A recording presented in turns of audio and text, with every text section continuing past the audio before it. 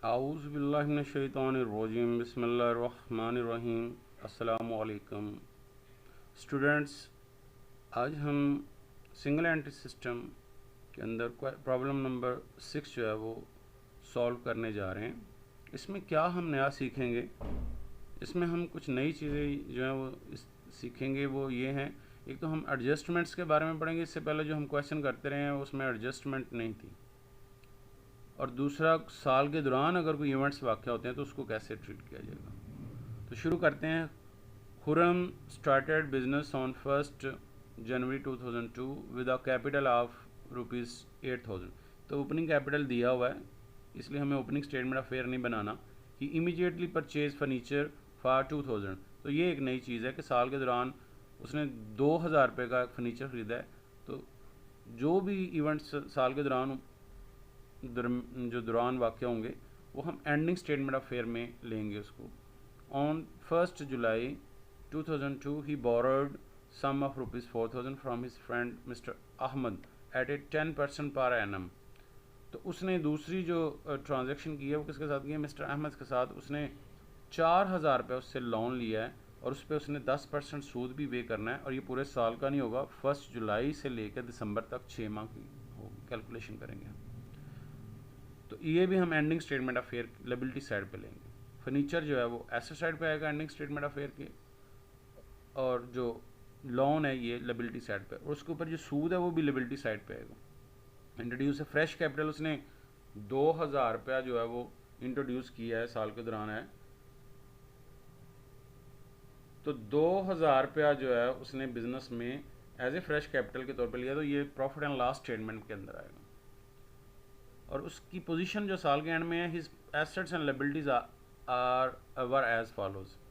तो उसमें ये कैश, डेटर्स, स्टॉक, क्रेडिटर्स और owing for rent, in outstanding rent दिया हुआ है। तो ये एंडिंग स्टेटमेंट ऑफ फेयर्स में जाएगा ताकि हम एंडिंग कैपिटल मालूम कर सकें।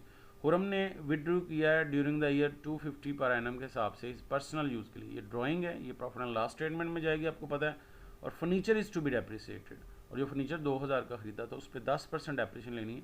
तो ये एडजस्टमेंट है नई, और ये एडजस्टमेंट भी हम एंडिंग स्टेटमेंट ऑफ फेयर के अंदर लेंगे। असर्टेन क्या करना है हमने? प्रॉफिट या लॉस ड्यूरिंग द ईयर मालूम करना है। तो ये डाटा जो दिया हुआ है, कैश, डेटर्स वगैरह, इसकी मदद से हम एंडिंग स्टेटमेंट ऑफ फेयर बनाते हैं ताकि हम एंडिंग कैपिटल मालूम कर सकें।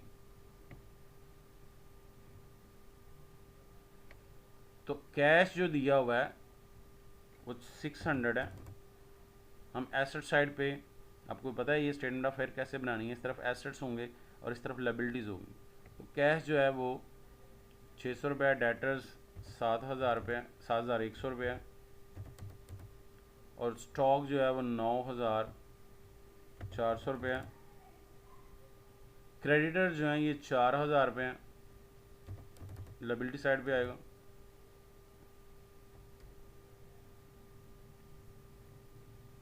पहले हम एसेट साइड मुकम्मल कर लेते हैं।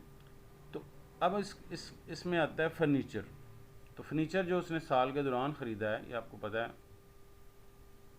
ये ही इमीडिएटली परचेज फर्नीचर 2,000। तो उसके ऊपर 10% डेप्रिसिएशन भी लेनी है। तो 2,000 रुपये इनर कॉलम में लिखेंगे, उसके ऊपर डेप्रिसिएशन 10%, 2,000 के ऊपर। तो ये अमाउंट 200 रुपये आ जाएगी। तो लेस करने के बाद 1,800 रुपये आ जाएगा। तो टोटल जो है 18,900 रुपये एसेट साइड पे है। अब ये दोनों साइडें बराबर होनी चाहिए, इसलिए जितना एसेट साइड पे होगा उतना ही दूसरी तरफ अमाउंट आएगी। अब इसमें से लेस क्या होना है? लायबिलिटीज़। तो फिर बाकी जो रकम बचेगी वो कैपिटल होगा, और वो हमारा एंडिंग कैपिटल होगा। अब हम लायबिलिटी साइड में सबसे पहले क्रेडिटर्स 4,000 रुपये, और जो लोन लिया है दोस्त है, वो आपको पता है साल के दौरान शुरू में हमने पढ़ा था, ये दोस्त 4,000 रुपये लोन लिया, और उसके ऊपर 10% जो है उसने 1 जुलाई से लेकर ऑनवर्ड जो है दिसंबर तक वो सूद भी पे करना है। तो लोन 4,000 रुपये,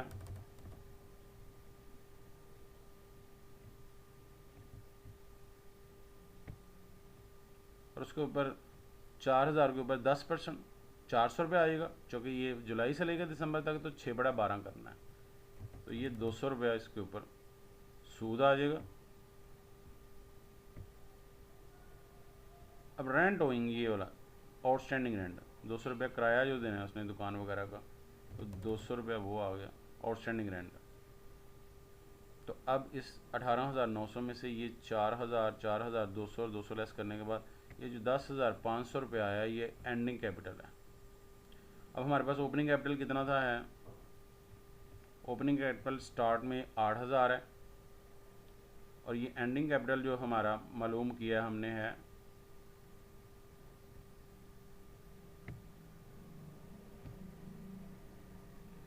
ये 10,500 रुपये।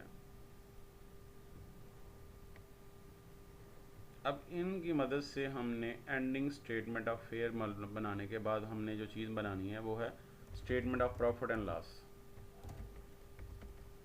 प्रॉफिट एंड और लॉस जो है ये, ताकि हम नफ़ा या नुकसान मालूम कर सकें। इसका फॉर्मेट आपको याद है कि हमने सबसे पहले mister Khurram statement of profit and loss for the year ended 31 December particular और इनर कॉलम की अमाउंट और आउटर कॉलम की अमाउंट।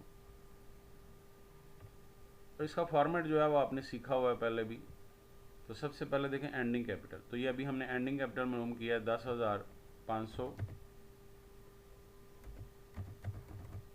इसमें ड्राइंग जो है 250 रुपये उसने साल में हर महीने जो है ना वो अपने बिजनेस में से निकलवाता रहा।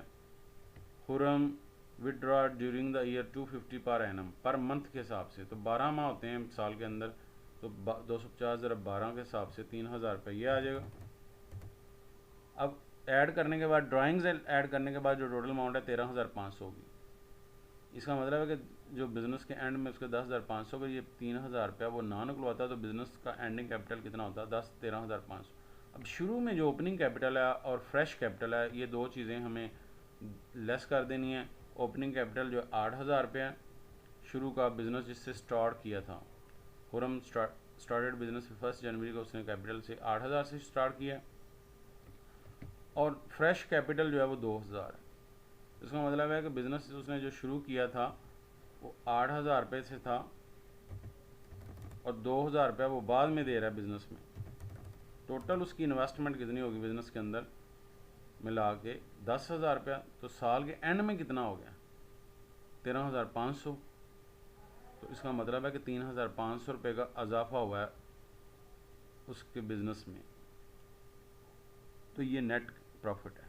तो यही इस मेथड की खूबी है कि हम देखते हैं कि नेट वर्थ मालिक का सरमाया शुरू में जो साल के दौरान वो बढ़ा है या कम। तो बढ़ के कितना हो गया 13,500 रुपये और उसमें से 10,000 पहले वाला लेस कर दें तो बाकी 3,500 रुपये उसका मुनाफा है।